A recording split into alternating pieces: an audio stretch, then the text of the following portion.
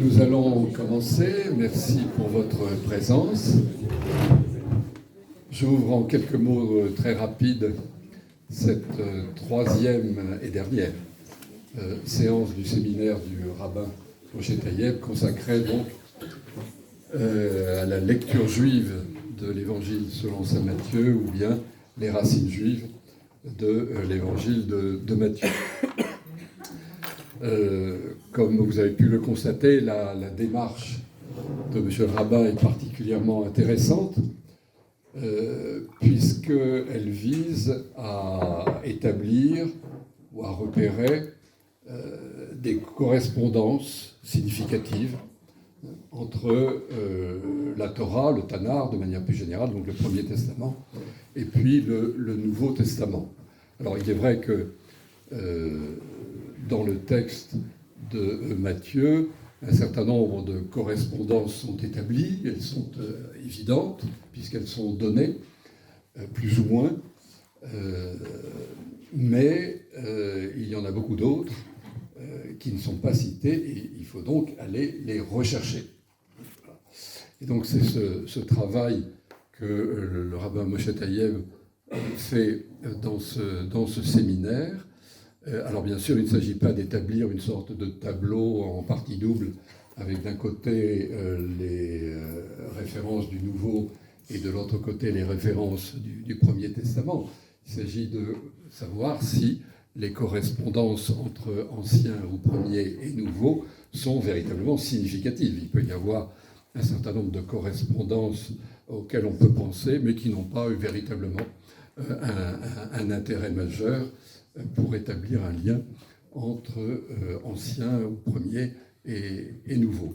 Voilà. Et puis alors, établir évidemment le caractère significatif de la correspondance, ça a une importance première dans le sens où ça évite de considérer pour nous chrétiens le Premier Testament comme simplement une sorte de préfiguration du Nouveau Testament, et de finalement, à ce moment-là, d'accorder relativement peu d'importance au contenu du Premier Testament.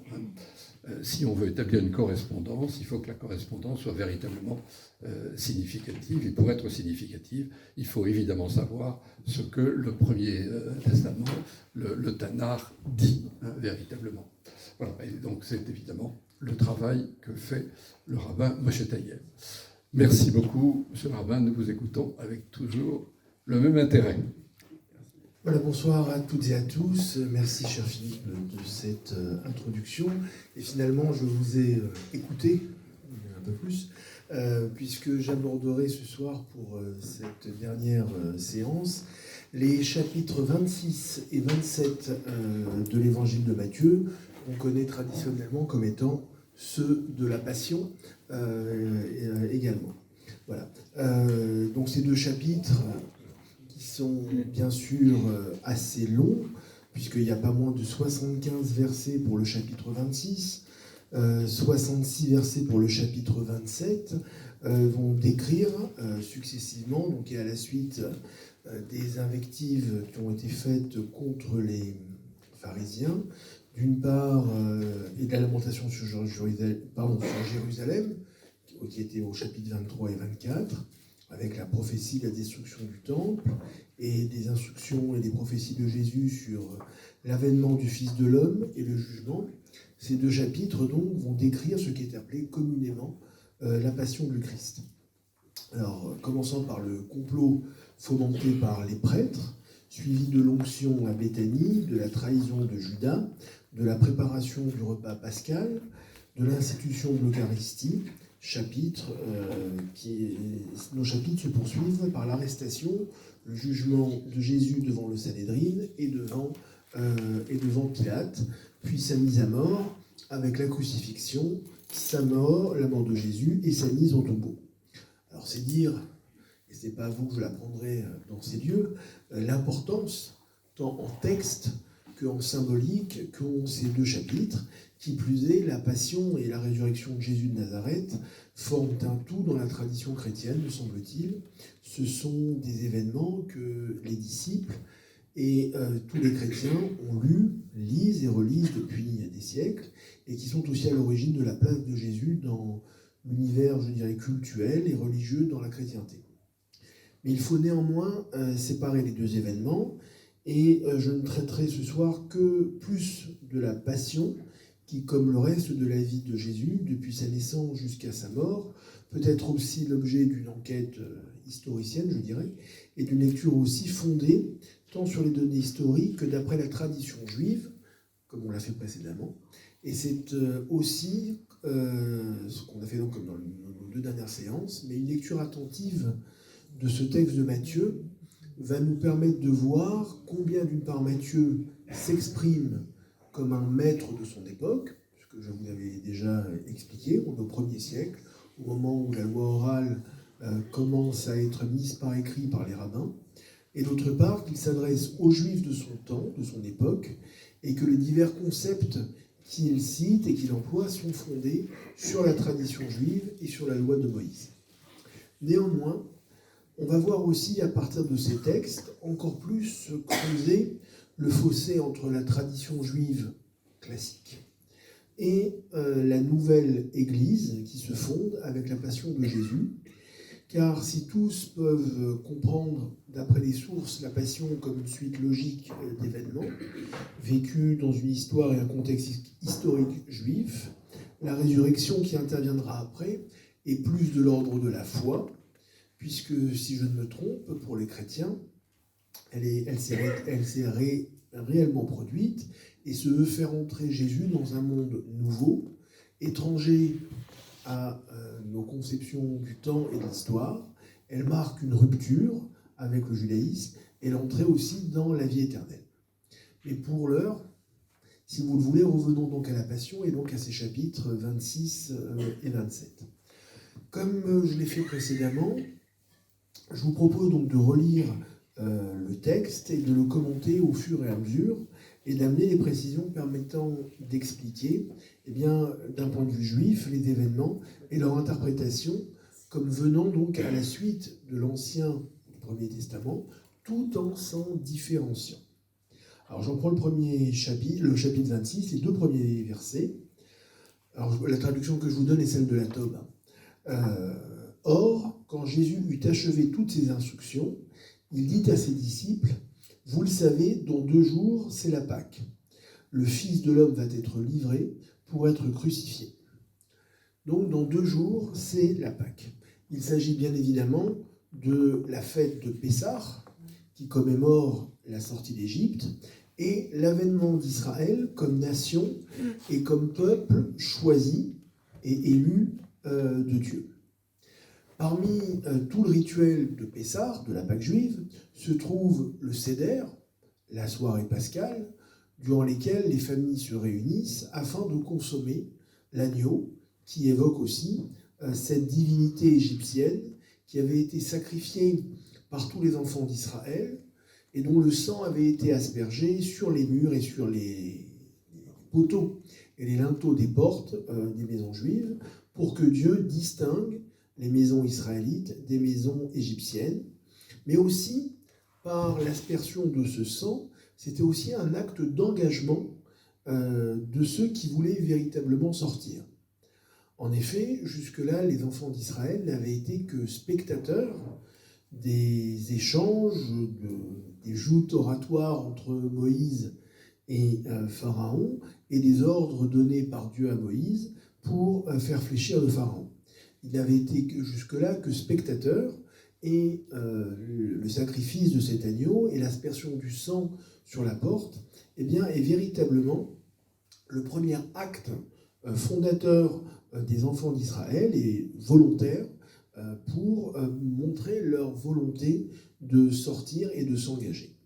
Et bien aussi, ici dans l'évangile de Matthieu, Jésus va être le nouvel agneau qui va être sacrifié pour permettre au destin de l'humanité de s'accomplir comme celui d'Israël. Et comme la vie de Jésus s'inscrit dans la suite logique de la création de l'homme, son sacrifice est la suite, en quelque sorte, du destin de l'humanité. Ce sacrifice, d'ailleurs, n'est pas de l'agneau, n'est pas sans nous rappeler donc le chapitre 12 de l'Exode, on relira d'ailleurs ce Shabbat dans nos synagogues, qui contient justement les prescriptions concernant cet agneau, qui, comme tous les sacrifices, devait être préparé et séparé plusieurs jours à l'avance, au moins 4 jours avant le sacrifice. Et on voit ici que ce temps chez Matthieu est réduit uniquement à 2 jours. Dans 2 jours, c'est la Pâque. Mais il avait déjà été annoncé, ce sacrifice, au chapitre 17 de Matthieu, versets 22 et 23. Mais ce sacrifice est complet, total. C'est un don de soi pour l'accomplissement de l'histoire. Et contrairement à l'agneau pascal, qui était consommé par ceux qui l'offraient. Donc une partie était consommée par ceux qui l'offraient. Et donc, ce n'est pas donc sans rappeler aussi, d'une part, ce sacrifice, mais également un autre sacrifice qui ne va pas aboutir à son terme, qu'on connaît en hébreu sous le nom de Akedat Yitzhak, le sacrifice d'Isaac, mais plutôt la ligature d'Isaac, puisque celui-ci ne va pas être sacrifié entièrement. Vous connaissez ces événements, c'est le chapitre 22 du livre de la Genèse. Mais c'est surtout l'attitude d'Isaac qui est intéressante pour nous. À savoir que lorsque le père et le fils, Abraham et Isaac, arrivent devant la montagne et qu'ils commencent à gravir celle-ci pour aller faire leur sacrifice, souvenez-vous Abraham qui dit aux 2 jeunes gens, vous attendez ici, et le garçon et moi, nous monterons pour offrir à l'Éternel. Les 2, le père et le fils, partent ensemble jusqu'au moment où Isaac pose la question à son père. Papa, on a le bois, on a le couteau, on a le feu, et où est l'agneau ? Et où est l'agneau ? Alors, dans la conscience populaire, dans l'imagerie populaire, on représente toujours Isaac comme un petit garçon qui aurait 8 ans. Il n'avait pas 8 ans, il en avait 37 à ce moment-là, d'après le compte que font les rabbins. Donc il était tout à fait en capacité, et il l'est, de refuser la mission ou de ne pas vouloir y aller. Et effectivement, la réponse d'Abraham, vous la connaissez, c'est Dieu qui choisira l'agneau du sacrifice. Et on voit qu'après, le père et le fils partent tous les 2 ensemble. Le texte nous dira « Vayelchu shenehem yardav » « Vayelchu shenehem yardav » Ils partirent tous les 2 ensemble. Explication des commentateurs, d'un seul cœur, d'un seul esprit, d'un seul corps. C'est-à-dire qu'il n'y avait plus de différence entre le père et le fils. Certains de nos sages, d'ailleurs, parleront non pas du sacrifice d'Isaac, comme on l'appelle traditionnellement en français, mais plutôt du sacrifice d'Abraham. Du sacrifice d'Abraham. C'est-à-dire du père et non du fils. Parce que le père arrive à la fin de sa vie, de sa mission, et c'est au travers de l'histoire du fils que va s'accomplir alors l'histoire et le destin du peuple élu. Et d'ailleurs, toute la vie d'Isaac va rester marquée par ce sacrifice, par une recherche d'une rigueur et d'un absolu, faisant s'écarter de lui d'ailleurs tous les hommes du fait de cette rigueur, alors qu'Abraham était celui qui avait rapproché les hommes de la présence divine. Et bien ici, Jésus, contrairement à Isaac, va aussi chercher à rapprocher tous les hommes de leur père et de lui. Une autre lecture un peu plus osée, mais allez, soyons fous, c'est la dernière, nous dira même que Isaac ne s'est jamais remis du fait de ne pas avoir été sacrifié.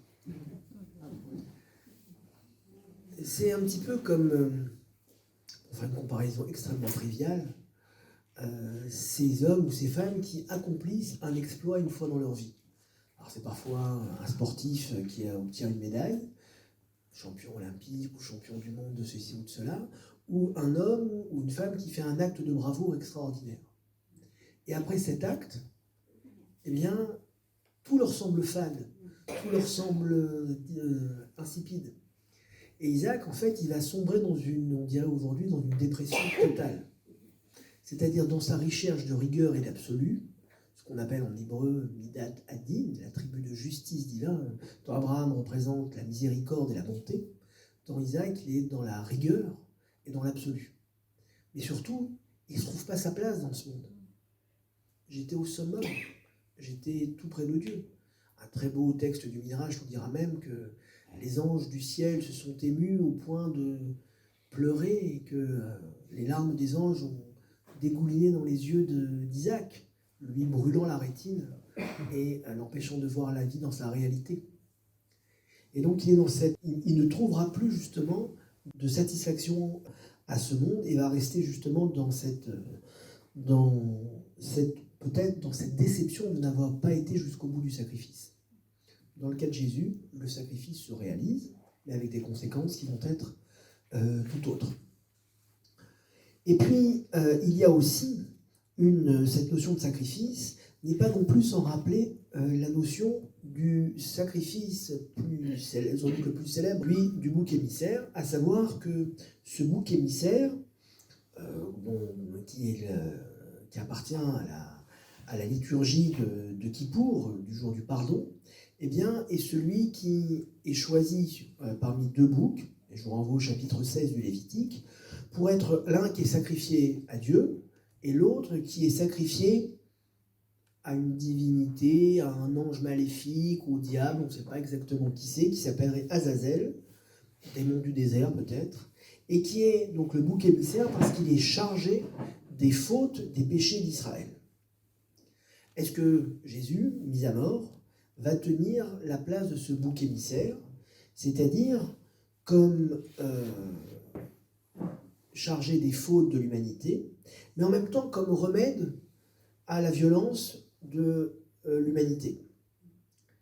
Et certains ont même vu effectivement qu'on pourrait faire ce rapprochement et qui prolonge aussi cette idée que cette violence dans le monde est due surtout au désir que les hommes peuvent avoir de ce que possède l'autre, mais elle peut se résoudre aussi par le transfert sur une victime. Et il en est ainsi que le bouc émissaire, comme j'y reviendrai, eh bien, il part chargé des fautes d'Israël.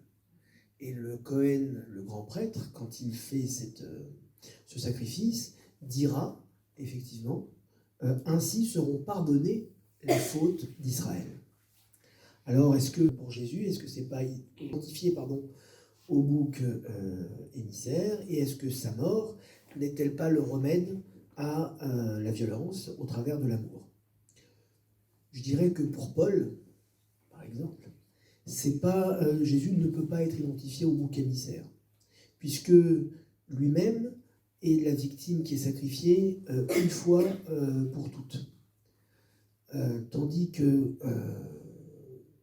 d'autres auteurs du Nouveau Testament, comme Marc, vont plutôt insister sur l'aspect d'une autre figure, celle du serviteur souffrant, qu'on retrouve aussi dans le chapitre 53 du livre d'Isaïe.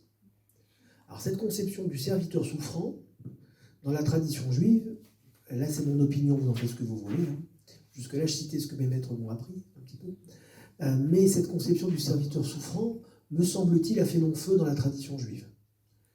À savoir qu'on est complètement sorti, sauf dans certains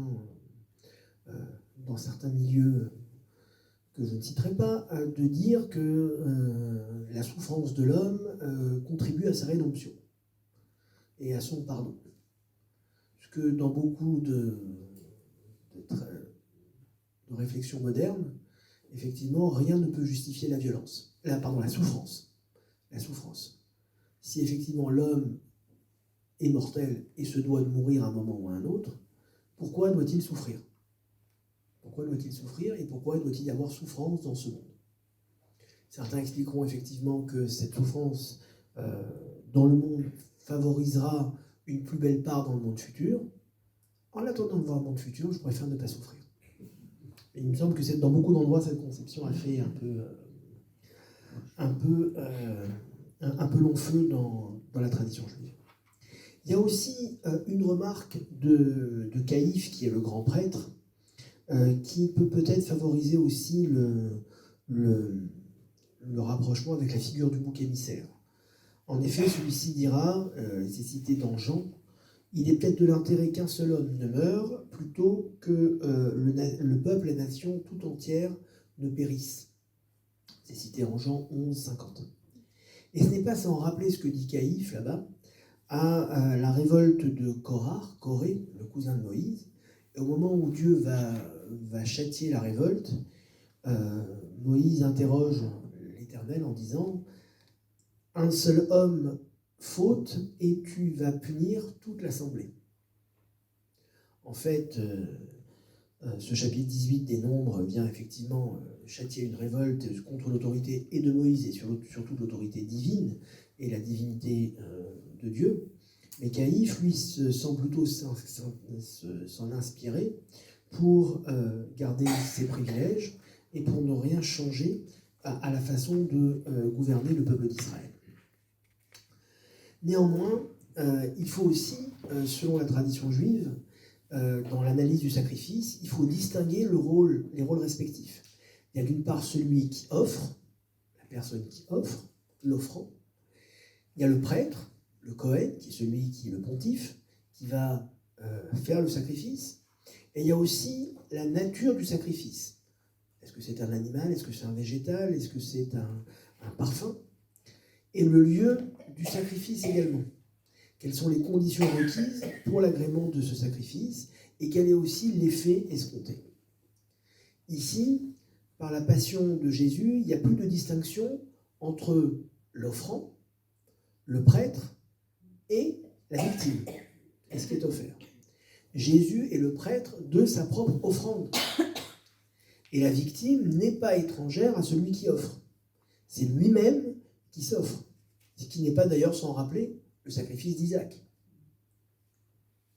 Puisque celui-ci se tait et accepte son rôle et monte avec son père.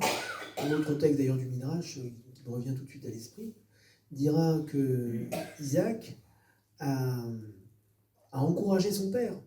N'aie pas peur, attache bien les liens, pour pas que je me débatte et que je ne sois pas accepté. Et un autre texte nous dira que Sarah, la mère d'Isaac, la femme d'Abraham, elle s'inquiétait de ce que Abraham et Isaac faisaient. Alors vous me direz, elle avait compris que Isaac avait été demandé en sacrifice. Et il y a un texte complètement extraordinaire du Midrash qui nous dit que Sarah est partie chercher les géants. Alors il y avait la ville de Kiryat Arba, qui était la ville des quatre. De quatre géants qui étaient encore vivants et qui conservaient qui gardaient le tombeau d'Adam et Ève. C'était les 4 derniers survivants de l'époque de la création. Elle est partie les chercher. Elle leur a dit, vous qui voyez haut et loin, eh bien dites-moi ce qui se passe. Donc elle est à Kiryat Arba, c'est quand même à quelques dizaines de kilomètres du mont Moria, de la ville de Jérusalem. Ils sont montés sur les épaules les uns des autres. Et elle leur demande, qu'est-ce que vous voyez? Ben, écoute, on voit Abraham qui vient d'arriver avec son âne et les 2 garçons, Isaac. Et là, il monte sur la montagne. Et là, qu'est-ce qu'il fait? Alors, ils ont l'image, ils n'ont pas le son. Qu'est-ce qu'il fait? Ben là, il met les pierres et il attache. Et là, il a attaché, et là, Abraham a pris le couteau. Abraham, il lève le couteau. Et là, qu'est-ce qu'il fait? Ben là, il s'est arrêté. Et là, il est en train de détacher son fils. On dit Sarah est morte à ce moment-là. Pourquoi est-elle morte? Il y a 2 réponses que donne là-bas le texte. La première, c'est que elle a pleuré et elle est morte de tristesse. Alors vous direz, c'est la mère qui a attendu tant et tant cet enfant et qui voit le sacrifice. Mais finalement, elle a pleuré pas parce que elle est morte pas parce que le sacrifice a été fait, mais parce qu'il n'a pas été fait. Sous-entendu, mon fils n'est pas une victime digne où il a un défaut. Vous le savez, dans la tradition biblique, si le sacrifice a un défaut, il ne peut pas être accepté. Donc mon fils a un défaut et donc il n'est pas assez pur, assez parfait pour être l'objet du sacrifice. L'autre réponse totalement extraordinaire, c'est que Sarah a dit, Abraham a hésité. Il n'a pas pu aller jusqu'au bout. Elle avait l'image, elle n'avait pas le son. les 4 géants là, qui étaient les uns sur les autres, il dit, écoute, il lève le couteau, il s'arrête. Elle n'a pas entendu que c'est l'ange de Dieu qui lui dit, Abraham, arrête maintenant, je sais que tu aurais été jusqu'au bout. Donc Abraham a hésité. Et ça, elle ne l'a pas supporté. Je sais que tu aurais sacrifié ton fils. Et comme je vous dis tout à l'heure, Isaac, lui, qui n'a pas été au bout, il a dit, c'est bien que je ne bouge pas, je serai la victime parfaite. Et Dieu l'a refusé. Donc ici, on voit quand même qu'il y a cette différence. Donc Jésus est sa propre offrande, et il n'est pas étranger à la victime, et il s'offre lui-même. Et rappelons aussi, comme pour le bouc émissaire dont je parlais il y a un instant, que pour tous les sacrifices expiatoires, eh bien, il y avait ce qu'on appelait la smicha, c'est-à-dire l'imposition des mains de celui qui offrait sur la victime. En quelque sorte, pour charger le sacrifice, l'animal qui était offert, des fautes de celui qui offrait l'animal. On parle un peu comme par mimétisme, on chargeait l'animal, on lui transmettait toutes les fautes. Tradition qu'on retrouve dans l'idée ce qu'on appelle les caparotes, dans la tradition juive, la veille de Kippour, de prendre un poulet vivant et de le faire tourner au-dessus de ta tête en disant voilà, que ce soit cet animal qui prenne en quelque sorte toutes les fautes que j'ai accomplies. Donc on posait les mains sur ce sacrifice. Et donc les sacrifices s'opéraient sur la terre, et pour le cas de Kippour avec le bouc émissaire, va trouver leur achèvement à ces sacrifices dans l'entrée du Kohen Gadol, du grand prêtre, dans le Saint des Saints. Et alors le grand prêtre risquait aussi sa vie, parce que le grand prêtre, lui, n'est que l'intermédiaire. Il est celui qui transmet, qui porte l'espoir du peuple d'Israël au travers de sa prière, de ses gestes, de ses paroles. Mais s'il n'était pas moralement digne, eh bien, il était foudroyé sur place en venant amener l'encens dans le Saint des Saints. Eh bien, en accomplissant sur terre l'offrande de sa vie, eh bien, Jésus pénètre aussi en quelque sorte auprès de Dieu, dans ce Saint des Saints où Dieu se révèle et où il siège toujours vivant pour intercéder en faveur de ses frères humains. Et comme le fait le grand prêtre donc le jour de Kippour, mais à la place d'une multitude de sacrifices, il y a un seul, unique, et à l'alliance réalisée pour un peuple, eh bien, succède l'alliance renouvelée pour toute l'humanité au travers du sacrifice et de la passion de Jésus. Alors, comme vous le savez aussi, on a parlé de cette fête de Pâques, mais la fête de Pessah, dans la tradition juive, au-delà de l'anniversaire de la sortie d'Égypte, symbolise aussi l'amour parfait entre Israël et son Créateur, l'amour de sa jeunesse, le temps des fiançailles. C'est-à-dire qu'on compare la relation entre Dieu et Israël à plusieurs périodes. Il y a le temps des fiançailles et il y a le temps du mariage. Le mariage, c'est la théophanie, c'est la fête de Shavuot, la révélation sur le Sinaï. Mais il y a le temps des fiançailles, c'est Pessah, c'est la fête de Pâques, qu'on évoque d'une part au travers du Cantique des Cantiques. Il y a une tradition d'ailleurs de lire le Cantique des Cantiques à la fin du Seder de Pessah, et de le lire lors de la fête de Pessah, donc cet amour entre un homme et sa bien-aimée, qui est l'amour entre Dieu et son peuple. Mais surtout, qui nous rappelle aussi le chapitre 11 de Osée, quand Israël était jeune, je l'ai pris en affection. Et donc c'est ce temps des fiançailles. Moi qui fais pas mal de mariages, je dis toujours aux mariés, soyez après le mariage comme vous l'étiez pendant les fiançailles. Parce qu'en fiançailles, on fait toujours très attention à soi, à la façon dont on parle, à la façon dont on s'apprête, à qu'est-ce qu'on va faire d'original, de beau, on va toujours plaire à l'autre. Une fois qu'on est marié, on sombre dans l'habitude. Et ben dans la relation à Dieu, c'est aussi comme cela. Tant qu'on sort d'Égypte, il y a cette nouvelle proximité, cette recherche permanente du don de soi pour faire plaisir à l'autre. À partir du moment où il y a le don de la Torah, c'est le mariage, où on est un peu dans l'habitude. Ben, le temps des fiançailles, cette fête de Pessah, eh bien, c'est le temps justement de cet amour et de ce désir, de cette recherche permanente. Eh bien, c'est une nouvelle manifestation d'amour qui va ainsi se manifester au travers de Jésus. Et cette dimension d'amour prend alors un rôle déterminant dans la création. Si on avance un petit peu dans le texte, vous voyez, je ne parlais que des 2 premiers versets. On n'a rien à faire ce soir. Avançons un peu dans le texte, il y a l'onction à Béthanie. Cette onction à Béthanie, donc les versets 6 à 13, ce n'est pas non plus sans rappeler les rites funéraires juifs, pratiqués jusqu'à nos jours, où lorsque quelqu'un décède, eh bien on va laver le corps, on va le purifier également au travers de nombreuses ablutions de ce corps, mais également on va parfumer le corps avant son ensevelissement. C'est aussi ce que vient rappeler Jésus lorsque les disciples se plaignent que le parfum aurait pu servir à faire de la charité et à faire du bien pour les pauvres. Mais dans la tradition talmudique, on nous apprendra aussi, d'ailleurs, et c'est cet enseignement qui se retrouve au travers de la bouche de Jésus, que la charité, que la justice, et c'est ce que viennent dire les disciples, sauve de la mort. Le fait de donner pour les pauvres, eh bien la charité sauve de la mort. Tzedaka tatzil mimavet. Sur l'expression hébraïque, la charité sauve de la mort. Cette mort aussi nous rappelle que la mort est le symbole de l'expiation de toutes les fautes.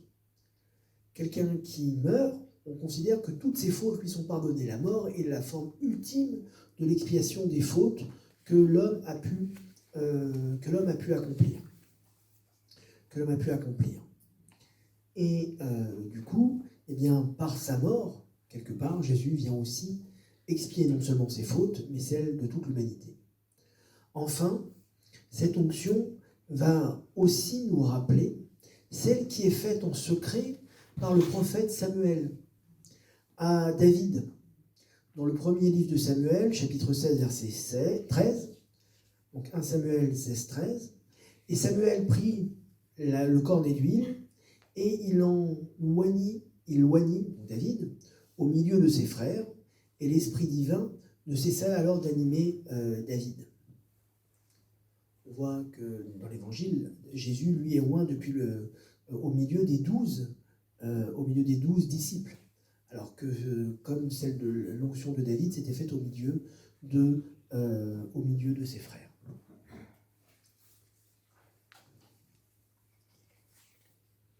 Les versets 14 à 16 nous parleront de la trahison de Judas Iscariote. Cette trahison n'est pas sans nous rappeler un autre Judas, le premier de l'histoire, le frère de Joseph, qui dans la Genèse au chapitre 37 va être à l'origine de la vente de son frère. Judas, il a toujours cette figure du traître, mais c'est venu déjà avant. C'est lui qui va dire « Quel intérêt aurions-nous à tuer notre frère? Vendons-le ». Cette vente est le symbole de la trahison. On verra d'ailleurs dans toute la suite de la Genèse combien Judas va tenter de se racheter de ce qu'il avait fait subir à son père. On verra d'ailleurs au chapitre 38 que du fait de ce qu'il avait fait, même ses frères vont s'éloigner de lui. Chapitre 38, verset 1 de la Genèse, où on nous dit que Judas était descendu de ses frères. Littéralement, il était au nord, il est parti vers le sud.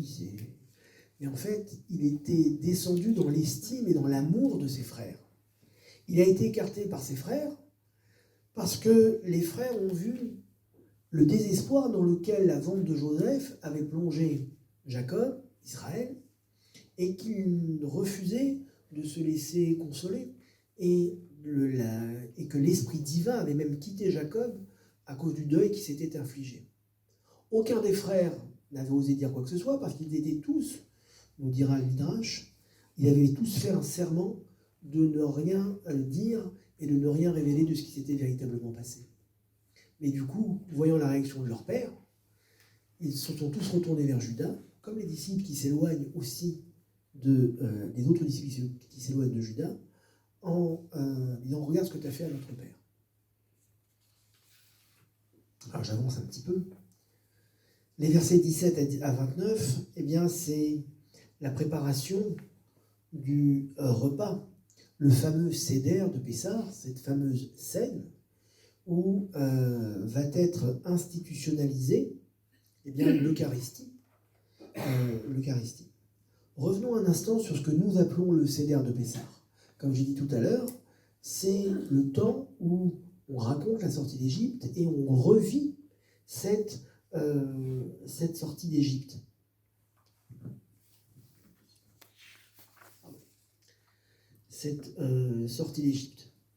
Et le Seder est aussi le moment, indépendamment de l'offrande de l'agneau, où il y a ce récit, où les parents racontent aux enfants. Lorsque ton fils demain te demandera qu'est-ce que c'est, tu lui diras, d'un bras étendu, vous connaissez tous la suite, Dieu et d'une main forte, Dieu nous a sortis d'Égypte. Mais le Seder est véritablement l'archétype de la transmission et de l'éducation. C'est le temps du partage et le temps de la transmission. Du partage non seulement du pain, du vin, on va le voir, mais également de la connaissance de l'histoire et de ce destin et de cette mission d'Israël. Au travers du Seder, eh bien, la célébration de la Pâque est vécue chaque année comme une nouvelle sortie d'Égypte. Et chacun doit se considérer comme étant lui-même sorti d'Égypte. Et on dira, de génération en génération, l'homme doit se considérer comme lui-même sorti d'Égypte. Rappelons-nous qu'en hébreu, l'Égypte, ça se dit Mitzraïm. Mitzraïm. Et la racine de Mitzraïm, c'est Metzar. C'est les limites. Quand on dit aux enfants, on met tout ce qu'on met si vous n'avez jamais assisté à un Seder de Pessah, on met sur la table un certain nombre d'aliments, des herbes amères, les pains azimes, et on me dit, ce soir on sort d'Égypte. Enfin, ça fait 3500 ans cette histoire, on connaît. Chaque année tu nous racontes la même chose. Non, on doit dépasser ses limites. On doit sortir de ses limites. Et Metzar aussi, c'est la détresse. Rappelez-vous du psaume 118. Du fond de la détresse, je t'ai invoqué, tu m'as répondu. Rappelez-vous, voilà, du fond de ma détresse, je t'ai invoqué, tu m'as répondu. Et donc ici, Jésus va également franchir les limites et renouveler justement cette alliance qui est scellée dans le chapitre 24 de l'Exode, au chapitre 8. Rompre le pain et partager le vin, ce qui va devenir le geste de l'Eucharistie, c'est pas pour nous un geste qui est propre à la soirée pascale, c'est un geste que l'on fait chaque fois que l'on mange du pain. Alors il est vrai que le Shabbat, vendredi soir, le samedi midi, quand les familles sont réunies autour de la table, eh bien le chef de famille va prendre ce fameux pain tressé et le rompre pour en distribuer à tous les participants. C'est d'ailleurs un pain qui est fait pour se couper par lui-même, on n'utilise pas de couteau. Parce que le pain est le symbole non seulement de la nourriture qu'on partage, mais un symbole de paix. Rompre le pain, c'est être en paix avec l'autre. Et d'ailleurs, en hébreu, le pain, ça se dit lechem. La guerre, en hébreu, milchama. C'est la même racine. On fait la guerre pour le pain, pour pouvoir subsister. Quand on rompt le pain, c'est qu'on est en paix avec, et qu'on partage le pain, c'est qu'on est en paix avec l'autre. De la même façon, le vin, également, est le symbole à la fois de la joie, rappelez-vous le psaume 104, parce que le vin réjouit le cœur de l'homme, et justement, il est lié à toutes les célébrations joyeuses, à l'entrée du Shabbat, à la fin du Shabbat, mais également au soir de Pessah, au Seder, où on va démultiplier la quantité de vin que l'on va boire au travers des 4 coupes de la soirée pascale qui vont symboliser 4 niveaux de liberté supplémentaires. Comme Dieu avait dit dans le début de l'Exode, je vous libérerai, je vous sauverai, je vous délivrerai et je vous amènerai. Ces 4 niveaux de libération différents, moral, physique, spirituel, qui vont se retrouver au travers de ces 4 verres de vin. Et bien là, il va y avoir une identification, une personnalisation, je dirais, entre le sacrifice, puisque le pain était aussi objet de sacrifice, d'offrande. Le vin était aussi dans le temple objet de sacrifice et d'offrande. Il y avait des libations d'eau, il y avait des libations aussi de vin sur l'autel des sacrifices. Jésus devient lui-même l'objet du sacrifice. Le partage du pain symbolisé par manger parce que ceci est mon corps et ceci est mon sang. Donc l'identification aussi avec au travers de ce rite également qui se veut annoncer donc une nouvelle alliance, celle qui est aussi prédite par les prophètes. Souvenez-vous du chapitre 31 du livre de Jérémie, les versets 31 à 34. Alors ce dernier repas au cours duquel donc est instituée l'Eucharistie, la soirée pascale, le Seder de Pessah, cette scène, pleine de rituels, de sens, se renouvelle à chaque célébration dans sa forme liturgique et religieuse, et bien au travers de chaque Eucharistie qui est célébrée à l'Église. Le sang d'ailleurs, c'est la rémission des péchés offert par la multitude, et le corps, le repas de l'Alliance. Voilà. Entre autres. On verra d'ailleurs qu'à la suite du verset 30, on voit que la soirée pascale se poursuit par le chant des psaumes. Et bien une fois qu'on a mangé, dans le Seder de Pessah, une fois qu'on a fini le repas, on finit ce Seder en chantant des psaumes. Les psaumes 113 à 118, qui sont les psaumes de joie. Donc une fois qu'on est libre, on peut chanter. Donc ils ont célébré, ils ont partagé le pain, le vin au travers du corps et du sang du Christ, et en même temps maintenant ils peuvent chanter les psaumes. Et en quelque part, cette scène, ce dernier repas, cette Eucharistie, c'est véritablement une célébration qui va maintenant dépasser ses limites traditionnelles pour s'inscrire dans une nouvelle alliance et qui va quitter, je dirais en quelque sorte, le giron du judaïsme. Alors finalement, qu'est-ce qui vaut à Jésus d'être livré à Pilate par les autorités juives? Qu'est-ce qui finalement a été déterminante? Est-ce que ce sont ces innovations, on dirait, cette volonté de réforme dans la Torah et dans son application? Je dirais que non, parce que c'est pas ça qui aurait pu justifier son arrestation. Mais peut-être le fait que le titre de Messie, Christ, Christos en grec, qui lui est déjà donné par les premiers chrétiens, et qui peut-être permet de soupçonner une revendication de cela autour de lui, et qui a été aussi renforcée, d'une part parce que sa famille aurait gardé, comme le rapporte Luc, une tradition d'ascendance davidique par un obscur fils du roi, qu'ils auraient nommé Nathan, et dont Jésus descendrait. Donc il revendiquerait ce titre de Messie. Mais d'un autre côté aussi, le peuple est en attente. Le peuple est en attente, justement, de ce Messie qui ne vient pas.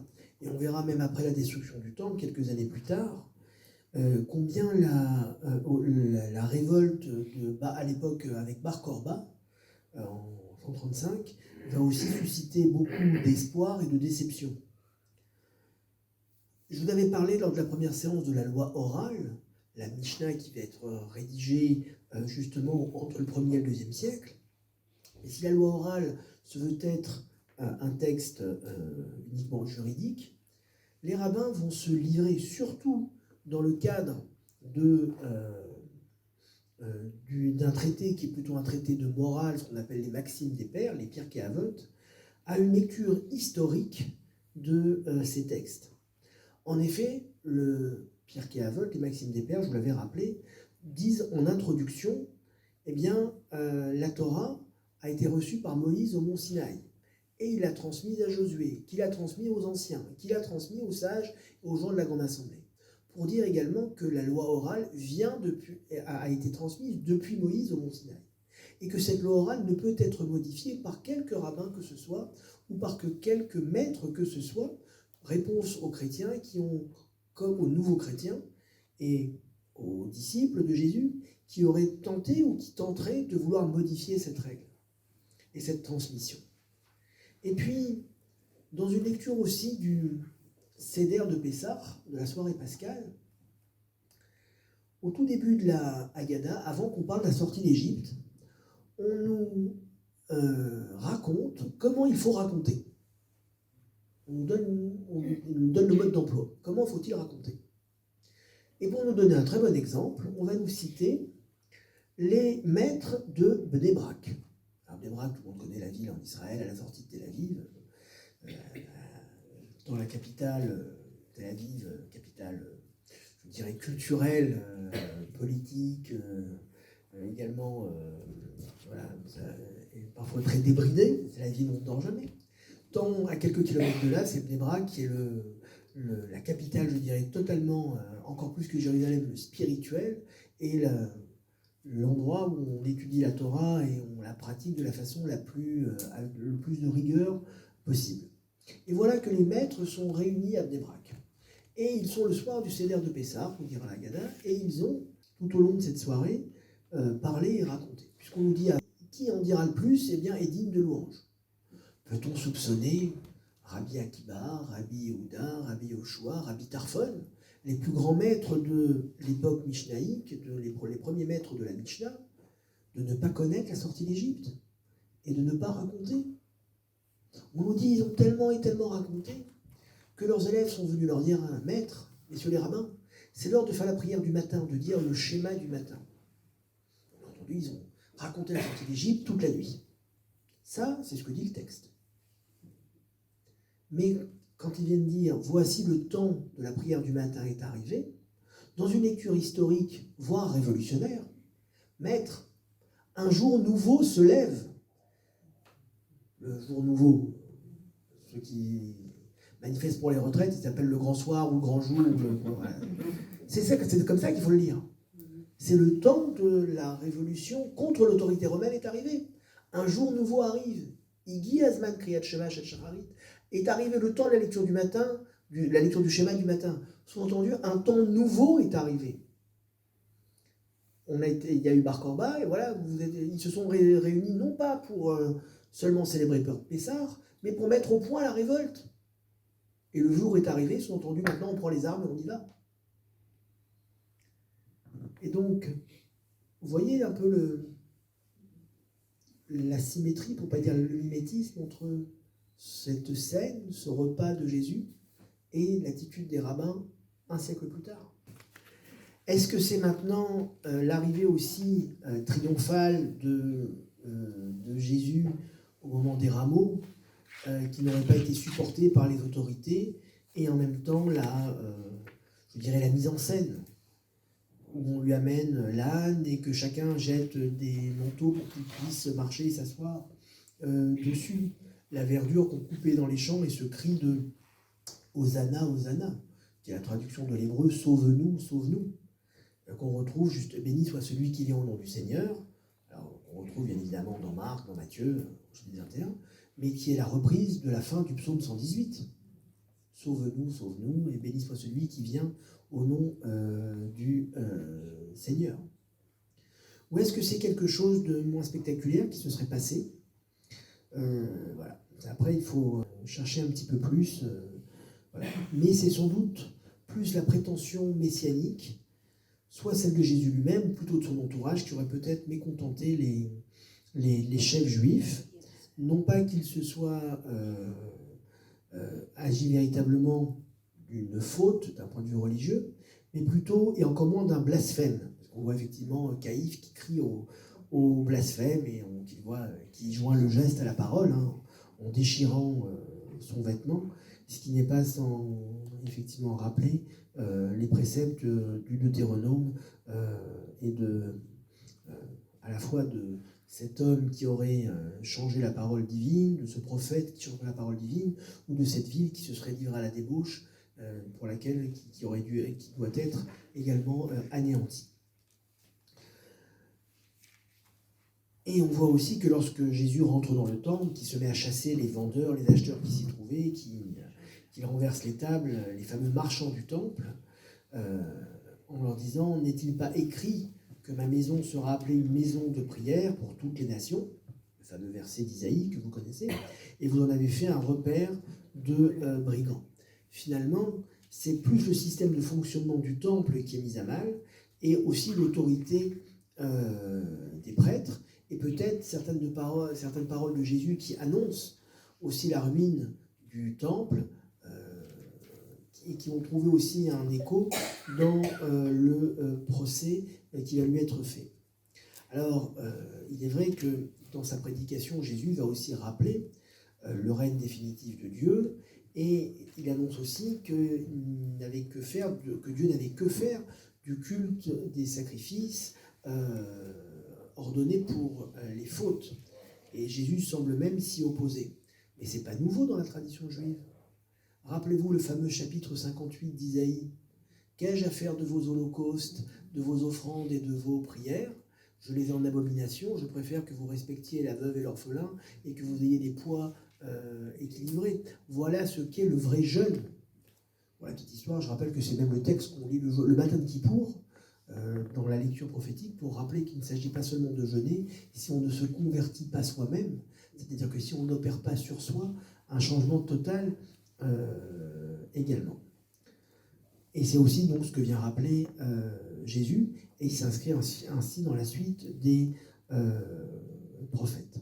Alors, est-ce que Jésus menaçait l'ordre public, et que pendant les fêtes de Pessah, alors qu'il y avait plein de pèlerins qui venaient de tout Israël, eh bien, Caïphe a préféré ordonner l'arrestation de Jésus par les autorités romaines pour justement ne pas perdre ses privilèges et peut-être tous les subsides que pouvaient amener tous ces pèlerins à Jérusalem. D'un point de vue historique et religieux, ça pose problème. Parce que si le texte nous rappellera qu'on est en pleine fête de Pâques, eh bien, pendant ce temps-là, le Sanhédrin ne siège pas. Le Beth Din, le tribunal, ne siège pas pendant les 8 jours de la fête. Et donc, comment aurait-il pu commanditer, d'une part, une arrestation ou un jugement, et d'autre part, mettre Jésus également à mort, ce qui n'était pas des prérogatives du Sanhédrin également.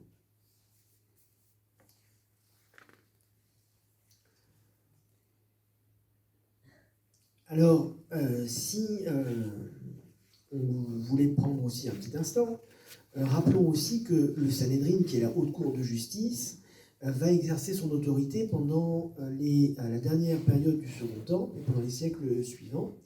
Mais la tradition talmudique va faire remonter l'institution du Sanhédrin déjà à l'époque de Moïse, aux fameux 70 sages qui vont être aux côtés de Moïse, nombre 11, pour juger le peuple. Et même si cette institution va porter d'autres noms dans les sources juives rabbiniques ou talmudiques, eh bien, ce conseil des anciens, ce Sanhédrin, cette haute cour, eh bien, va aussi subir quelques modifications de sa composition, de son autorité pendant toute la période du Second Temple. Et il y avait aussi des plus petites cours de justice. Il y avait des cours de justice de 3 membres, d'autres de 23 membres, et le grand Sanhédrin qui avait donc 71 membres et qui était présidé par le Nassi, le président, et qui était en quelque sorte une cour suprême. Voilà. On verra d'ailleurs dans les Actes des Apôtres, effectivement, la composition du Sanhédrin avec le grand prêtre, les autres prêtres, les scribes également. Mais c'est un peu, il y a quelques contradictions entre la description qu'en fait les textes du Nouveau Testament et ce qu'en dit également le Talmud également. Néanmoins, le Talmud nous dira aussi que un tribunal qui condamnait une fois à mort en 70 ans était considéré comme un tribunal assassin et cruel. Et qu'en fait, on cherchait toutes les circonstances atténuantes pour que le tribunal ne puisse pas condamner à mort. Parce que la mort n'appartient qu'à Dieu. Et un tribunal qui condamnerait une seule fois à mort en 70 ans est appelé un tribunal cruel. D'où les difficultés que peut poser effectivement ce Sanhédrin et cette arrestation de Jésus qui va être amenée aux Romains. Alors, je rappelle aussi que la peine capitale, normalement, est prévue dans la Torah pour un certain nombre de crimes, le rapt, le meurtre, l'idolâtrie, le non-respect du Shabbat ou le blasphème. L'adultère, l'inceste, et différents délits d'ordre sexuel. Si c'est une sanction qui est très souvent citée dans la Torah, eh bien, elle est très rarement appliquée. Et il y a plusieurs formes de sanctions capitales qui sont mentionnées dans la Torah, à savoir la lapidation. Tout le monde jette des pierres aux condamnés jusqu'à ce qu'ils meurent. Mais il fallait d'abord qu'il y ait un jugement et une condamnation claire. Et puis il y a une deuxième type de condamnation à mort, c'est le bûcher, où on faisait brûler la personne qui était condamnée. Mais les maîtres nous diront que ces mises à mort, que ces peines capitales, ont surtout un pouvoir dissuasif, et on va même rajouter dans ce pouvoir dissuasif la pendaison après l'exécution pour bien montrer l'horreur du criminel également, mais même si le pendu effectivement ne peut pas passer la nuit pendu, il doit être enterré également. Voilà. Donc cette notion de peine capitale, eh bien, ça reste quand même extrêmement difficile à comprendre et à appliquer. Et en fait, toutes ces lois tendent aussi à dissuader l'homme et à lui faire aussi éviter toute forme de cruauté et de bestialité, sans oublier aussi qu'il y a la peine de mort prononcée par Dieu, qui est la peine de retranchement, c'est-à-dire quelqu'un qui est mis à l'extérieur du corps, ça c'est les hommes qui prononcent, mais la peine capitale prononcée de retranchement qui va consister à priver le condamné d'une vie future. Retranchement de ce monde-ci, mais également du monde futur. Voilà. Revenons, si vous le voulez, un petit peu sur les événements après de Gethsémani, donc la suite des versets, où on aura le départ, qui n'est pas sans rappeler aussi celui d'Abraham qui part au chapitre 12 de la Genèse. Et l'angoisse aussi de Jésus devant la mort et l'accomplissement de son destin. Cette angoisse qui rappelle aussi quelque part celle du prophète Élie, au chapitre 19 du premier livre des rois, et lui fuyant devant Jézabel. Mais Jésus, c'est quand même un petit peu différent. Il semble dire, mon Dieu, fais comme tu veux. Fais comme tu veux. On voit que Jésus va aller 3 fois aussi vers les disciples. 3 fois vers les disciples, avec une intensité, un questionnement qui semble aussi croissant, qui rappelle peut-être aussi les différentes supplications de Moïse à l'entrée de la terre promise et au moment où il doit mourir. C'est-à-dire que l'homme aussi doit parfois s'effacer pour que le destin d'Israël puisse s'accomplir. Et quelque part, ces 3 prières, est-ce qu'elles ne sont pas aussi une allusion finalement à ces 3 prières quotidiennes qui rythment la vie et qui rythment la liturgie juive? Alors il est assez aussi paradoxal de voir que les disciples dorment, que l'histoire se joue et que eux dorment. On a vu les rabbins, ils passaient toute la nuit à étudier, c'est l'heure de la prière du matin. Peut-on dormir pendant la nuit pascale ou pas? Eh bien non, parce qu'une tradition nous dira que on attend le Messie, et comme la délivrance s'est faite le soir de Pessah, eh bien le Messie viendra le soir de Pessah. D'où l'habitude de laisser la porte ouverte pour le voir venir et arriver. On aura aussi le passage devant Pilate, qui s'enlève les mains. La crucifixion, qui ne fait pas partie des peines de mort prévues, comme je l'ai rappelé il y a un instant, par le judaïsme. Et la mort, qui vient rappeler aussi les ténèbres des plaies d'Égypte. Enfin, ce cri de Jésus, « Mon Père, pourquoi m'as-tu abandonné ?» Lama sabachthani, qui n'est pas sans rappeler le psaume qu'on a lu le soir de Pourim, le psaume 22. Pourquoi m'as-tu rejeté? Pourquoi m'as-tu abandonné? Alors si on devait peut-être maintenant livrer en quelque sorte une conclusion à toute cette étude, eh bien, j'ai été très rapide, parce que le temps est aussi compté, et que chacun des versets mériterait à lui seul une étude sans doute beaucoup plus profonde. On a d'un côté la volonté d'inscrire la vie de Jésus dans la suite de l'histoire d'Israël, mais de s'en détacher pour une nouvelle alliance qui sera l'Église et le monde chrétien.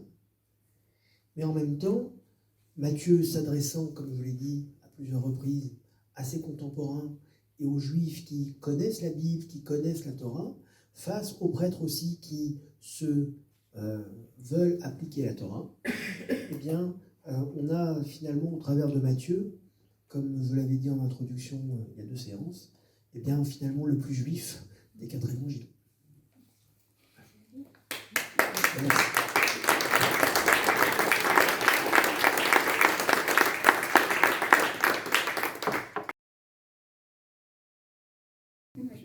Je me demandais, est-ce qu'on peut rapprocher la torpeur des disciples avec celle d'Abraham quand il sépare la victime en deux et qu'il attend que le feu passe et il est pris dans une torpeur? Alors, ce texte, le texte donc, que vous citez, c'est ce qu'on appelle l'Alliance des morceaux partagés, le chapitre 15 de la Genèse. Quelle est la torpeur d'Abraham? On parle de Tardéma, là-bas dans le texte en hébreu, et c'est à ce moment-là aussi que Dieu annonce à Abraham non seulement qu'il aurait une longue descendance, mais que cette descendance serait esclave en Égypte. Quand on fait le récit de la sortie d'Égypte le soir de Pessah, on commence l'histoire à Abraham, et avec cette promesse que Dieu lui fait lors de cette torpeur et de cette alliance des morceaux partagés. Mais là-bas, Abraham, il a quand même conscience de la prophétie et de ce que Dieu lui annonce. Là, les disciples, me semble-t-il, ils dorment bien. Il va à plusieurs reprises. Bon, bah, vous dormez. Alors, un texte du Talmud nous dira que le sommeil, c'est un 60e de la prophétie. Est-ce que c'est une forme de prophétie? Peut-être. Mais peut-être aussi, et là, je me réfère plus peut-être à la médecine et à la psychanalyse, le sommeil est aussi un échappatoire pour ne pas voir, ne pas entendre. Voilà. Et quand on dort, c'est pratique de dormir. Pour ceux qui arrivent, quand on n'arrive pas à dormir, c'est qu'on pense, qu'on réfléchit, qu'on a parfois des angoisses ou des problèmes. Les disciples, finalement, soit on peut le lire, et là aussi c'est mon interprétation, vous faites ce que vous voulez. Ils ne veulent pas voir la nouveauté et le risque que peut apporter la nouveauté, soit effectivement, ils dorment parce qu'ils sont tranquilles. Et ils sont passés déjà à autre chose.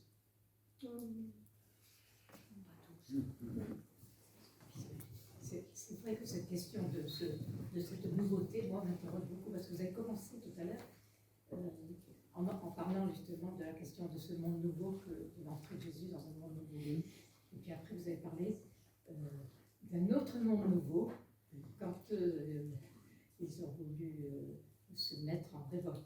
Hein? Oui. Voilà. Donc, alors comme le dit la sortie d'Égypte, puisque l'Eucharistie se fonde là-dessus, quand même sur cette soirée pascale, c'est effectivement sortir soi-même d'Égypte. C'est pas qu'un fait historique que l'on célèbre. C'est notre capacité à dépasser nos limites et à bâtir un monde nouveau dans lequel on est dans l'attente du Messie. Pour nous Juifs, on est toujours dans l'attente de ce Messie. Et le soir de Pessah, on ouvre la porte parce que peut-être il va venir. Et le fait de laisser une place à table, de laisser une assiette de soupe, de laisser un verre de vin sur la table, parce que justement, on le laisse pour le pauvre, que celui qui n'a pas, qui vienne fêter Pessah avec nous, c'est-à-dire qu'on soit capable aussi de recréer du lien social et de ne pas se fermer sur nous-mêmes. On ouvre la porte à l'autre, mais également sur une relation à l'autre renouvelée. Là, Jésus, effectivement, en célébrant Pessah, la scène, de cette façon, eh bien, vient aussi sortir des limites, sortir de ce qu'il est quelque part. Comme un siècle plus tard, les rabbins réunis à Bnei-Brak, eh bien, dans la lecture un peu historique révolutionnaire, voilà, il y a un monde nouveau. Ils sont en train de préparer la révolte de Bar Korba, qui va se finir dans un bain de sang et dans une déception absolument terrible. Voilà. C'est l'attente de ce monde nouveau. Mais finalement, ce monde nouveau, n'est-ce pas à chacun d'entre nous à le bâtir chaque jour? Dans la prière juive, d'ailleurs, quand on commence la prière juive le matin, on dit « Je suis prêt à accomplir la mitzvah, le commandement, d'aimer son prochain comme soi-même. Maintenant, je vais prier. La prière, c'est pas pour le prochain, c'est pour Dieu. Et je ne peux me placer devant mon Créateur pour prier et lui demander quelque chose que si je suis en parfaite cohésion, en parfaite adhésion, en parfait souci de mon prochain. D'abord, j'aime mon prochain comme moi-même, après, je peux parler à Dieu. Moi, je suis sensible à quelque chose qui me semble une sorte d'analogie de structure. Si j'ai bien compris ce que vous avez expliqué, dans le rituel juif du Seder, ce qui est fondamental, c'est un récit. Tout à fait. Il me semble que dans le christianisme, ce qui est fondamental au moment de la consécration, c'est un récit aussi. Et ça me paraît vraiment très consonant. Alors, il y a le rituel, mais le rituel il est composé de deux choses. Il y a à la fois le récit, mais aussi le geste, c'est-à-dire la consommation. Pareil dans la conférence. Voilà, le geste, c'est-à-dire la consommation de la matzah, le parasime. Je signale d'ailleurs que les hosties qui servent à l'Eucharistie, c'est de la matzah. Pendant longtemps, je crois d'ailleurs que c'était le fabricant de matzot, Rosinski, qui fournissait les hosties pour les évêchés. Je me souviens exact. Mais donc c'est de la matzah, c'est du pain non levé. Il y a la consommation de cette herbe amère, le fait de soulever le plateau, qui rappelle, donc il y a aussi ce rituel, ce geste qui est lié à la parole également. Sous-entendu que on ne peut pas vivre que d'histoire non plus. Il faut joindre le geste à la parole pour pouvoir aussi se bâtir ce monde nouveau. Et effectivement, l'analogie est claire. J'ai un problème de calendrier. Je vous en prie. Jésus et ses amis, qui étaient des juifs, ont fêté la Pâque. Et quand il est devant Caïphe, ils n'ont pas encore fêté la Pâque, puisque Caïphe veut rester pur. Donc il ne veut pas pénétrer dans les locaux des Romains. Comment se fait-il qu'il y ait deux calendriers? Alors je pense, mais là Ou alors Jésus a dit, comme je vais être crucifié, il faut que je le fasse un jour avant. non, je ne dirais pas qu'il a fait un jour avant, je pense qu'il a fait en temps et en heure, mais que peut-être les récits sont peut-être pas forcément concordants. Matthieu, beaucoup de il paraît choses. qu'il y avait deux calendriers qui ça dépendait. Non, le principe, c'est qu'effectivement, le Kohen Gadol, le grand prêtre qui était Caïphe, se devait de rester pur. Et ce sacrifice pascal ne peut être consommé non seulement par le grand prêtre, mais également par tout Israël, qu'en état de pureté. C'est ça. Qu'en état de pureté.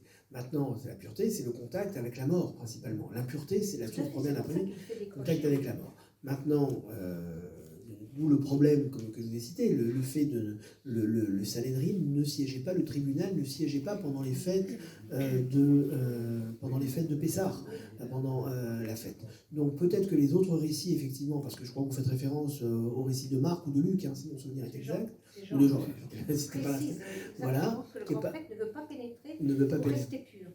Voilà, mais effectivement, celui de Jean est beaucoup plus postérieur que celui de Matthieu. Voilà. C'est le dernier. C'est ce qu'on a dit, oui. Mais... Ouais.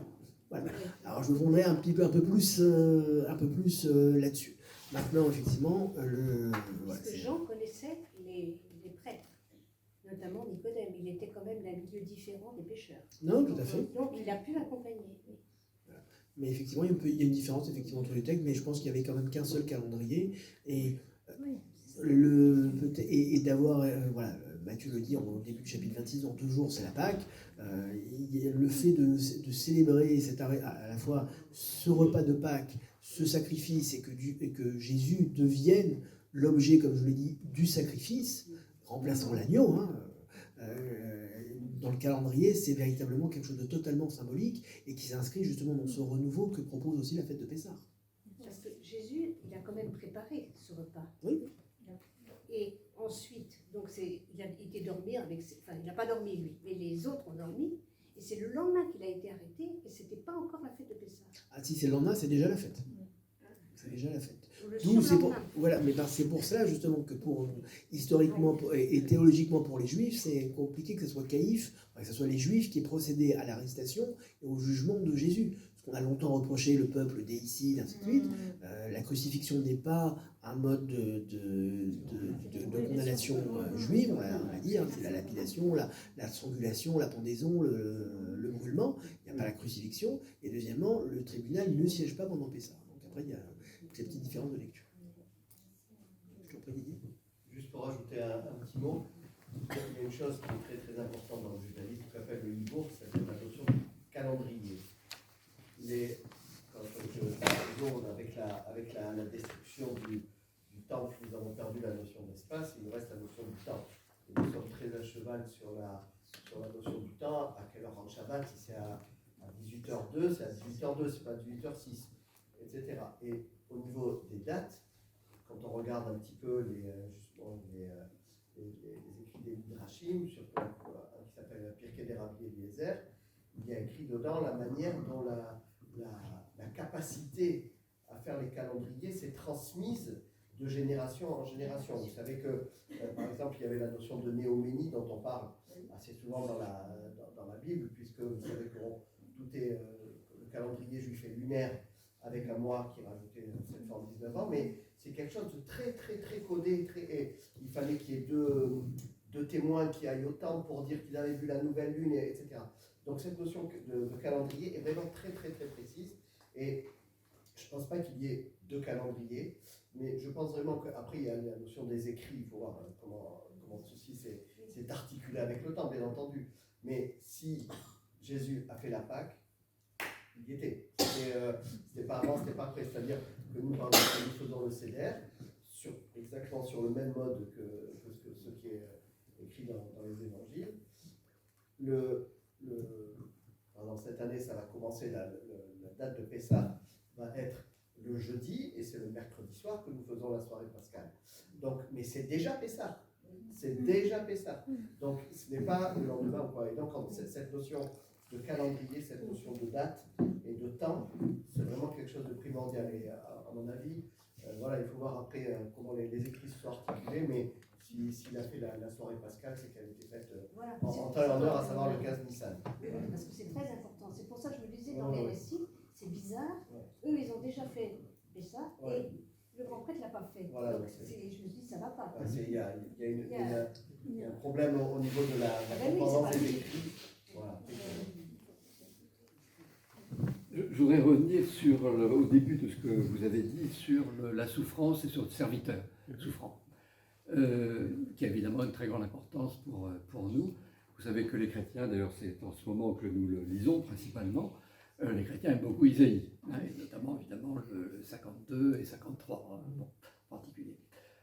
Si je ne me trompe, mais je vous pose la question, le serviteur souffrant existe dans le Tanakh, enfin surtout chez les prophètes, surtout chez Isaïe, mais enfin il y a aussi Jérémie et d'autres, mais jamais le Premier Testament ne parle d'un Messie souffrant, un serviteur souffrant, sauf si on considère, mais je ne sais pas, je pose la question, sauf si on considère que les chapitres 52 et 53 principalement d'Isaïe ont été interprétés d'un point de vue eschatologique, que le serviteur souffrant, c'est celui qui va paraître. Alors, parce que si on prend un petit peu... Vous avez dans le fameux chapitre 10 d'Isaïe, la fameuse description des temps venant, où le loup mangera avec l'agneau et le gamin qui va ramener, et on appellera le rejeton de Jessé, et ainsi de suite. Donc il y a une vision quand même eschatologique. Et dans la suite d'Isaïe, le fameux chapitre 52 et 53, effectivement, il y a cette... s'il n'est pas appelé directement le Messie, mais il y a cette attente, effectivement, et ce serviteur qui est décrit comme souffrant. C'est pour ça que le texte d'Isaïe rentre bien dans l'eschatologie, je dirais, chrétienne.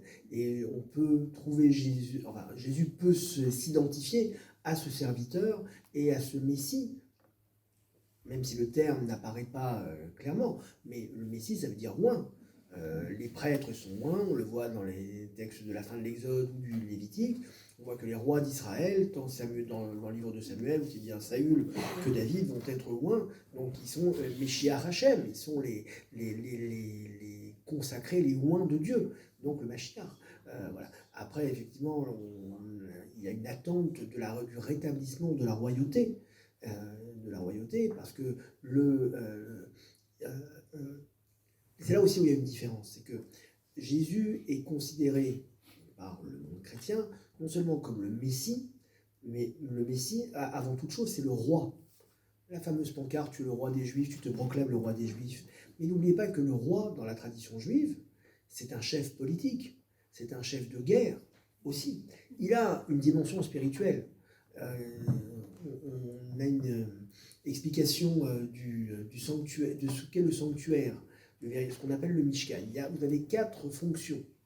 Il y a d'une part le roi, le juge, le prophète et le prêtre. Et chacun a une relation qui est différente. C'est-à-dire, chacune de ces fonctions en hébreu a un nom, et quand on prend la première lettre, ça fait justement le sanctuaire. Mishkan en hébreu. Mem c'est Meler, Shin c'est Shofet, Kaf c'est Kohen, et Nun c'est Navi, le prophète.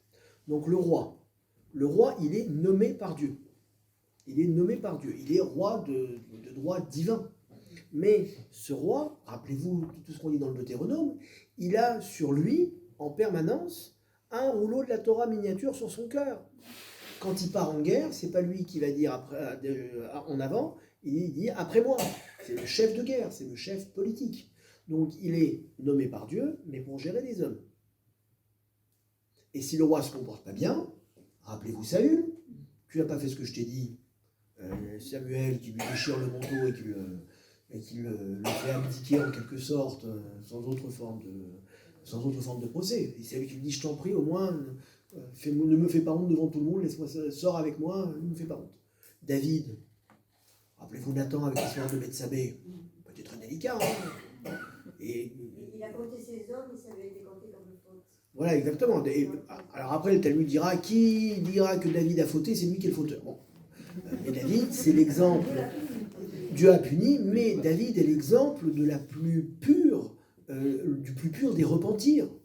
Tout le livre des psaumes, regarde le Miserere, le psaume 51, prière de David après que Nathan soit venu le voir lorsqu'il a pris Bethsabée.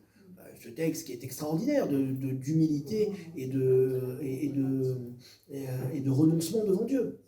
Donc le roi, il est nommé par le prophète, mais de droit divin, et il ne peut pas faire n'importe quoi, ni ce qu'il veut, ni comme il veut. Et d'ailleurs, on voit dans toute la suite de l'histoire d'Israël combien les rois vont se succéder les uns aux autres, et combien les prophètes n'ont jamais eu peur d'aller leur dire, t'es pas dans ton rôle et dans ta tâche. Vous avez le shofet, c'est le juge, qui est un homme qui règle la justice entre les hommes. Mais qui va régler la justice entre les hommes selon la Torah, selon la loi divine. Et quand on parle de juges des juges, on parlera aussi de Elohim, qui est le terme qui désigne Dieu, parce qu'ils rendent la justice selon la volonté divine. Donc les juges doivent être incorruptibles, refusant le luxe, la corruption, ainsi de suite. On a le prêtre, le Kohen. Le Kohen, lui, il est celui qui va retransmettre la parole de l'homme vers Dieu. J'évoquais tout à l'heure le Kohen Gadol, le grand prêtre qui vient dans le Saint des Saints, qui accomplit le sacrifice du bouc émissaire, qui vient se présenter devant Dieu et qui porte l'espoir de l'homme, la parole de l'homme devant Dieu. Et vous avez le Navi, le prophète, qui lui va être celui qui transmet la parole de Dieu aux hommes. Donc on a le Kohen, c'est du bas vers le haut, le Navi, c'est du haut vers le bas, le roi, il est nommé par Dieu et il gère la société, et le juge, il règle les différends entre les hommes. Donc le roi, il est oint, et il a d'abord un rôle politique. Tandis que là, le Messie tel que Jésus se décrit en étant je ne vais pas dire dans cette confusion des genres, mais comme je l'ai expliqué, où il a à la fois l'offrand, la victime, l'objet du sacrifice, c'est en quelque sorte, il cumule les différentes fonctions. Et il y a un rôle spirituel, d'où cette définition du serviteur souffrant, je suis venu pour expier les fautes, et qui va par sa souffrance expier les fautes de tout le peuple et donc de l'humanité. mais qui n'est pas. Mais pour ça que je dis dans le judaïsme, on en est un peu revenu de cette conception.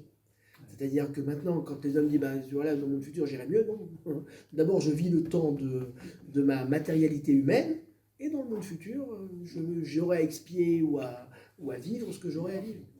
Mais effectivement, la dimension messianique, le roi au départ, c'est le Messie, c'est-à-dire celui qui est oint par Dieu pour la fonction de diriger le peuple. Et on voit d'ailleurs la pancarte qui est accrochée sur la poitrine de Jésus, c'est le roi des Juifs, c'est-à-dire tu te prends pour le roi des Juifs. Ben voilà ce que tu es comme roi, mais à mort. Et l'argument même que peut employer Caïphe, au-delà de son rôle, qui pourrait être mis à mal, parce qu'effectivement, son rôle est mis à mal. Jésus se veut comme étant un guide spirituel aussi, ce que n'est pas forcément le roi. Le roi, il est là pour gérer la société, pour faire la guerre. Et on lui dira, pas trop de chevaux, pas trop de femmes. Il reste profondément humain, le roi. Et on a vu les excès d'ailleurs, des différents moments.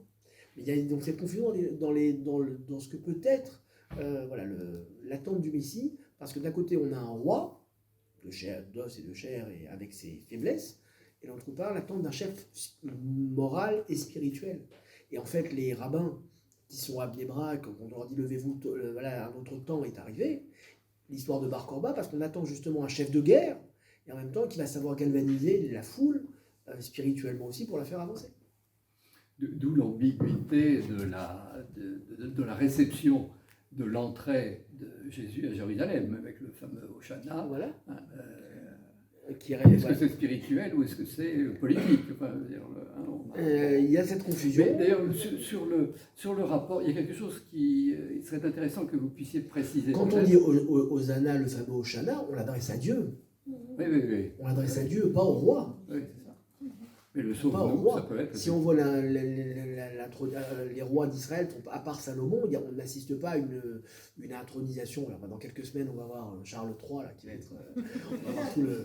C'est-à-dire, je ne sais pas si vous avez vu, c'est passé anecdotiquement dans les nouvelles, où on a l'archevêque de Canterbury qui est parti chercher l'huile d'onction à Jérusalem. À Jérusalem, voilà. Vous voyez ce rappel, en quelque sorte, ce roi de droit divin avec l'huile d'onction. Vous voyez, ça trouve sa source. Il est parti chercher à Jérusalem. Mais dans la Bible, Saül, il est désigné par Samuel, David aussi, mais c'est dans le secret. Il n'y a pas toutes les télévisions du monde. Le seul, effectivement, où c'est un peu plus... et encore, d'abord, ça va être précédé d'un bain de sang absolument effroyable, c'est l'histoire de Salomon. Voilà, où il va d'abord, avant de monter sur le trône, régler le compte à tous les ennemis de son père. Voilà.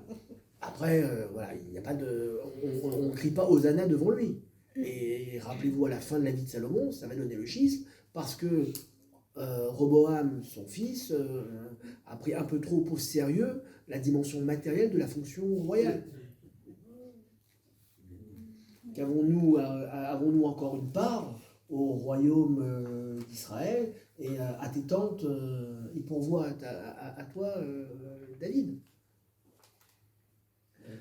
À mon avis, il n'y a d'ailleurs pas que cet aspect Hosanna un peu ambigu. Hein, le Hosanna, il s'adresse à Dieu, ça c'est clair. Oui. Dans les psaumes, quand nous on le lit, pour les fêtes de Pâques, je pense aussi... C'est Dieu le sauveur. Je pense aussi au geste de répandre des branchages devant l'âne monté par Jésus. Et à ce moment-là, ces branchages, qui caractérisent pour nous la fête des rameaux, on les retrouve dans les fêtes juives à Sukkot. Mais je me demande si il n'y a... Mais pas que, excusez-moi Philippe, oui, pas que, parce que les fêtes de Pessah, comme celles de Sukkot ou de Shavuot, sont aussi fêtes de pèlerinage. Donc les pèlerins, quand ils montaient à Jérusalem, ils venaient aussi amener les premiers fruits des récoltes. À Pessah, il y avait l'offrande de l'orge. Donc les branchages, est-ce que c'était du palmier ou de l'orge? Donc les pèlerins venaient aussi offrir les premiers fruits de leur récolte. Donc cette notion du branchage, elle peut se retrouver dans toutes les fêtes. Mais à mon avis, il n'y a pas que cette histoire de branchage qui est commune aux deux fêtes. bien que nous avons complètement perdu Sukkot. Bon, nous n'avons que les rameaux. On a eu l'occasion d'en parler. Pourquoi chez nous, chrétiens, il n'y a que les rameaux, avec effectivement des branchages.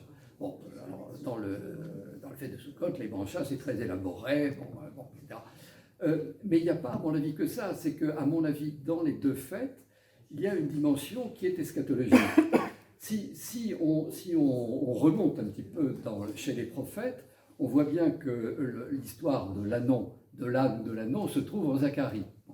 Mais il y a autre chose qui est en Zacharie. Je l'ai repris, là, je l'ai noté. En Zacharie 14, il est dit « Tous les survivants des peuples qui auront marché contre Jérusalem monteront d'année en année pour se prosterner devant le roi, le Seigneur, le Tout-Puissant, et pour célébrer la fête des cabanes, la fête des tentes. » Donc on voit bien à ce moment-là que si c'est d'année en année, il y a quelque chose qui est eschatologique. Si on se met maintenant du côté de Jésus, cette dimension, ou cette coloration, on se met ça comme ça, cette coloration royale de Jésus qui rentre à Jérusalem, a aussi une dimension eschatologique, de par cette coloration royale, ou en vue d'eux. Donc il y a bien une eschatologie. Alors à ce moment-là, on peut se demander pourquoi le chrétien n'a pas Sukkot, mais a Rameau. Alors est-ce que ça n'est pas parce que Jésus a cette position de roi qui est affirmée? Toute la tradition chrétienne comporte cette notion de roi en parlant. Alors, il y a une notion quand même évoquer de la royauté à Sukkot, puisque à la fin de la fête de Sukkot, il y avait tous les 7 ans, et c'était le cas de cette année, même si nous ne le célébrons plus, un rassemblement autour du roi d'Israël.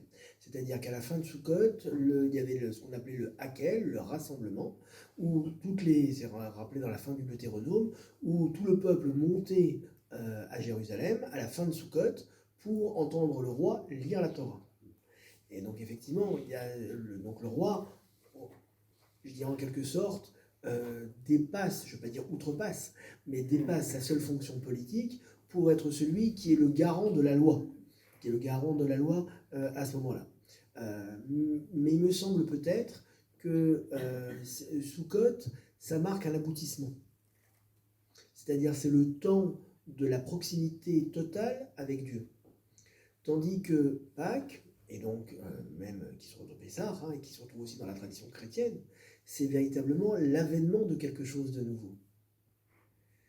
Et même dans nos communautés, on fête beaucoup plus Pessah que l'on fête Sukkot. Il y a le côté, je dirais, symbolique de la cabane. Un certain nombre d'entre vous étaient venus l'année dernière quand on avait fait une intervention sur Sukkot. Mais la fête de Pâques, comme je l'ai dit en introduction, c'est le temps de l'espérance, le temps des fiançailles et le temps de la nouveauté. C'est-à-dire effectivement qui s'affirme comme quelque chose Israël devient une nation. Le chapitre 12 de l'Exode, qui dit ce mois sera pour vous le premier des mois de l'année. D'ailleurs, intéressant de remarquer que dans le terme mois en hébreu, c'est chodesh. Chodesh, c'est la racine chadash, la nouveauté. Ce mois-là, donc effectivement c'est la lune, cette lune-là, ça sera le premier des mois. C'est-à-dire la capacité de se renouveler. Et en même temps, c'est le mois du printemps. C'est-à-dire le printemps, c'est le moment où les fleurs, la végétation, voilà. Donc on place plus l'espoir dans la nouveauté que quelque part, je dirais, dans l'aboutissement. Est-ce que c'est ça qui se retrouve et qui a fait que la chrétienté et il est vrai que les fêtes de Pâques sont, je crois, la fête, le moment le plus important dans le monde chrétien, puisqu'ils sont à la fois le symbole du début du monde de la chrétienté au travers de la résurrection. Et qui fait qu'on est plus dans cette aspiration à la nouveauté plutôt que dans l'aboutissement. Oui, alors si on pense aboutissement côté Sukkot, mais aussi cette dimension, si je ne me trompe, cette dimension universelle qu'il y a dans Sukkot, plus la dimension de la royauté. Est-ce qu'on n'a pas à considérer Jésus comme rassemblant ces différentes, ces différentes caractéristiques, si on peut parler des caractéristiques de Jésus, que la figure de Jésus rassemble tout ça. Auquel cas, on peut comprendre que le chrétien n'est plus véritablement devant une nécessité de vivre la fête de Soukhot, hein, compte tenu de la figure, mais elle ne peut le vivre qu'en relation ou qu'en correspondance avec la fête de Soukhot. D'où les branchages de rois, etc. etc. Mais comme je l'ai Et la dit, tradition. voilà, non, je comprends, effectivement, mais peut-être plus au théologien chrétien que moi de répondre, mais il me semble effectivement que Jésus, comme je l'ai dit, il est à la fois l'offrant, l'offert, donc il y a, en quelque sorte, il concentre sur lui les différents aspects. Prêtre, prophète et roi. Exactement. Ce qui sera d'ailleurs, dans le récit biblique, reproché à je ne sais plus que c'était lequel, qui a voulu, quel roi qui a voulu offrir un sacrifice, et sa main s'est paralysée, il a dû prier, je ne sais plus, j'ai un trou, mais je ne sais plus quel était le nom de ce roi, qui avait voulu justement offrir l'encens, le prophète lui a dit non, ne le fais pas, il a lancé sa main, et sa main s'est paralysée, parce que justement, il y a eu une confusion dans les gens. Mais écoutez, on vous remercie. C'est nous, nous remercions.